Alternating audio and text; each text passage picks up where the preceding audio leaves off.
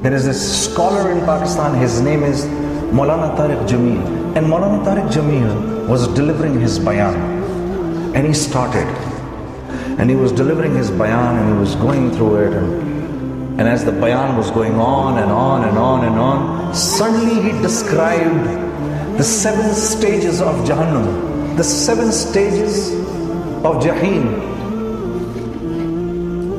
And the lowest will be these ones, then these ones, then these ones, then these ones. And right up the top, which is like the least hot ones, are going to be the Muslims who have done the kabira sins in this world and have not done istighfar in front of Allah. So the moment he said, I got a shock. And I asked my friend, are Muslims also going to be in Jahannam? I thought we have the ticket to Jannah.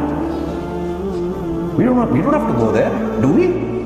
He says, if the Shaykh says, probably we have to. He says, no, that is confusing. Because I thought we have the ticket to Jannah. No matter what we do in this world, we don't have to go to Jahannam. So I said, listen, I have to meet this man. I have to meet this Maulana. So my friend said, it is not very easy to meet him. I said, I can meet the president, the prime minister, the governor, whomsoever I want to meet, I can meet in this world. Why is it so difficult to meet a Maulana? He says, system over here is different than that system. You can't meet him like this. I said, I have to. So I got up. And from the entire Ijtima, I just ran towards where I thought that this gentleman was sitting. And this friend of mine right behind me. We reached there. There was a man standing outside. He says, who do you want to meet? I said, I want to meet this Sheikh who was just delivering this bayan. He says, do you have an appointment? I said, no, I don't have an appointment, but I have to meet him.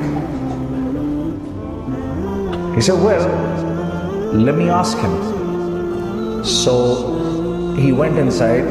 He knew who I was. And he said to Maulana Tariq Jameel, Maulana, Junaid Jamshed wants to meet you. I still remember Maulana saying, Junaid Jamshed, is he here? Yes, Maulana, he's standing outside. Maulana said, bring him.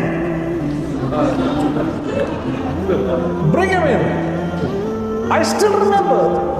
And I'm wondering, how come this saintly gentleman knows who am I? You know? So I go and I sit in front of Maulana. I sit in front of Maulana, and Maulana starts looking at me as if I'm looking to this friend of mine. He just looks at me like this, and he's constantly looking at me like this. And I'm like, Maulana, why are you looking at me like this? He said, because I live in Faisalabad, and you know, you have those huge billboards in Faisalabad. They have your picture in it, and I used to see those pictures.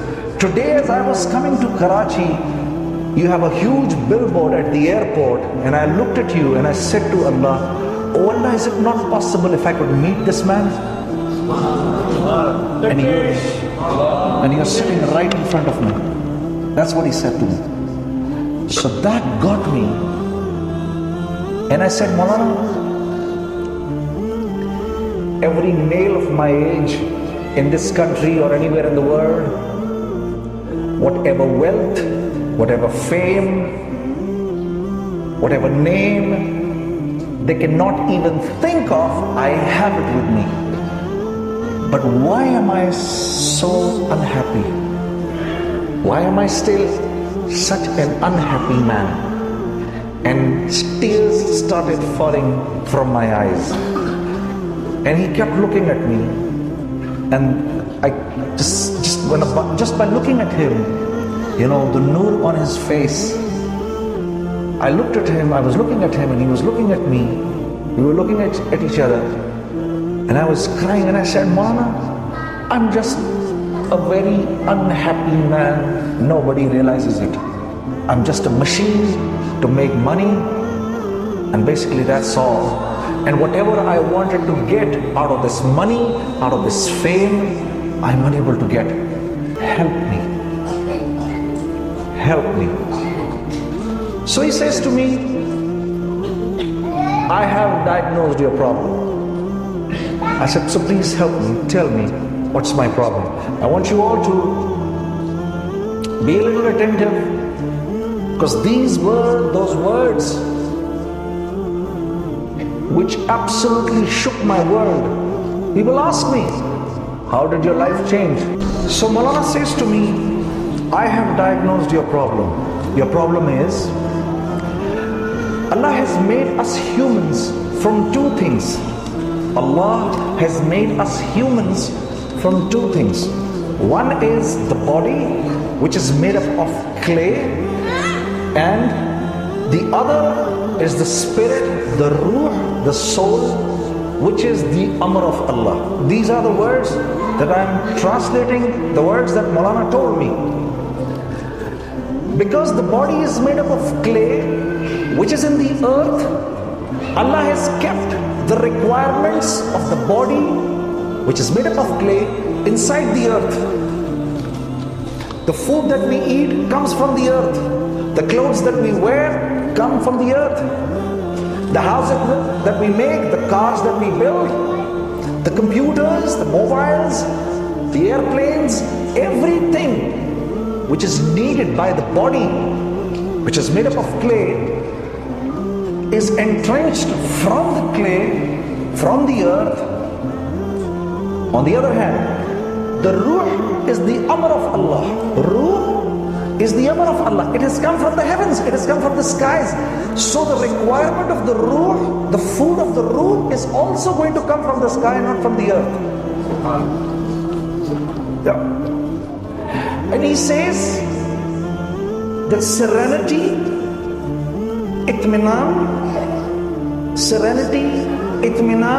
satisfaction, being wholesome, being contented, is the fail of the ruh. It is connected with the ruh, not with the body.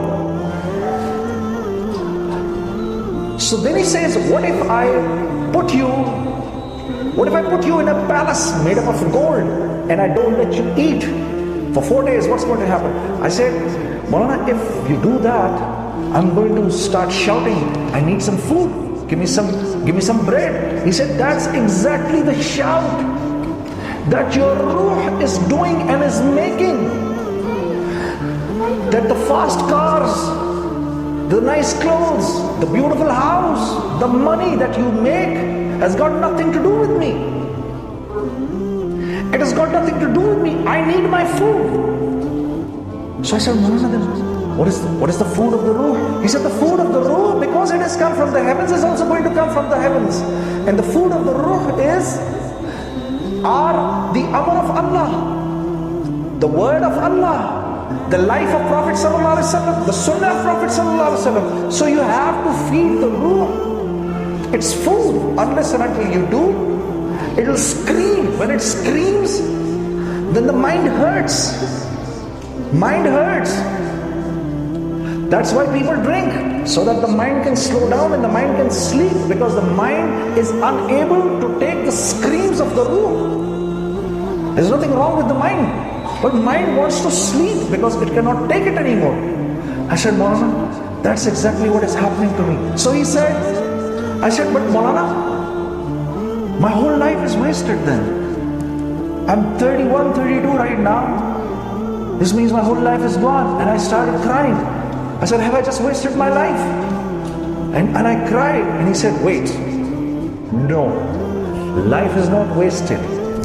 Life is not wasted, because this life is given by Allah, because Allah is our sustainer, Allah is our provider, Allah is our Rabb. So on our body and on our soul, the rules only apply of Allah. No other rule applies. If people make rules for us, they will not apply on us, because Allah has created us for Himself. on our body and our soul, the rules of Allah will apply. And Allah's foremost rule is that if one of his slave, one of his abd, one of his banda does a little istighfar, if he cries in front of him of the life that he's led before, Allah Rabbul Izzat not only forgives the entire life before, but returns that sinful life as hasanat and returns it back to him.